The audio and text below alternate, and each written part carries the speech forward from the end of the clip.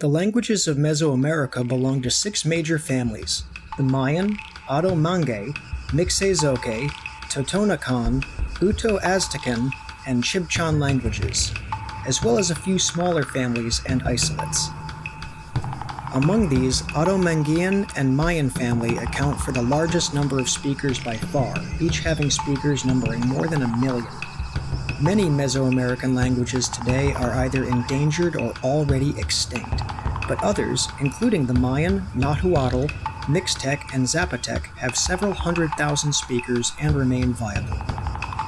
The languages of Mesoamerica were also among the first to evolve independent traditions of writing. The oldest texts date to approximately 1000 BCE, while most texts in the indigenous script, such as the Maya, date to between 600 and 900 of the Common Era. The distinction between related languages and dialects is notoriously vague in Mesoamerica. The dominant socio-cultural pattern through millennia has been centered around the town or city as the highest level community rather than the nation, realm, or people.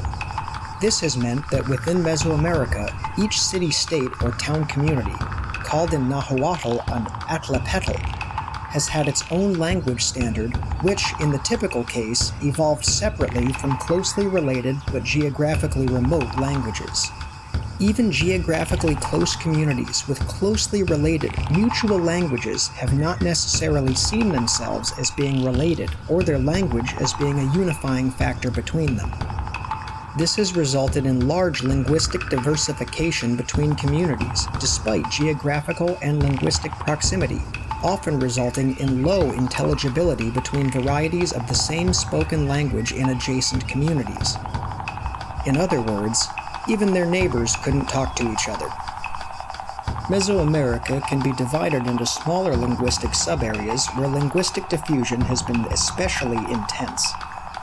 One such sub-area would be the Maya, roughly covering the Yucatan Peninsula, Guatemala, Belize, Chiapas, and Tabasco, where Mayan languages have been highly predominant. Another linguistic area is Oaxaca, dominated by speakers of the Oto-Manguean languages, mainly Mixtec and Zapotec, both of which are extremely internally diverse. Oaxaca is the most linguistically diverse area of Mesoamerica, and its 36,820 square miles contain at least 100 mutually unintelligible linguistic variants. The northern rim area has been inhabited by semi-nomadic Chichimex speakers of the Uto-Aztecan languages, as well as a few languages that are now extinct. The Gulf area is traditionally the home of speakers of Totonacan languages in the northern and central area, and Mixtezoque languages in the southern.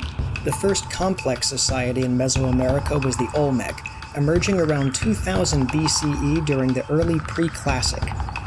Many Mesoamerican languages derive their beginnings from the Mixtezoquean language, particularly loanwords related to agriculture and religion.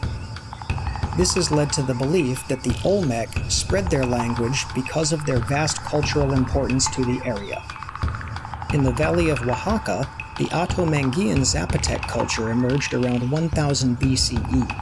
The splitting of Proto-Mayan into the modern Mayan language slowly began at roughly 2000 BCE when the speakers of Huastec moved north into the Mexican Gulf Coast region. Uto-Aztecan languages were still outside of Mesoamerica during this time, their speakers living as semi-nomadic hunter-gatherers on the northern rim of the region, and coexisting with speakers of Coracolan and Oto-Pamian language. We continue to see many variants evolve throughout this time period. While the Maya actually left examples of their writing, researchers have been unable to determine the linguistic affiliations of several important classical civilizations, including Teotihuacan, Xochicalco, and El Tajin. The modern era has seen a sharp decline in the speaking of these Mesoamerican languages as they continue to be pressured by outside society.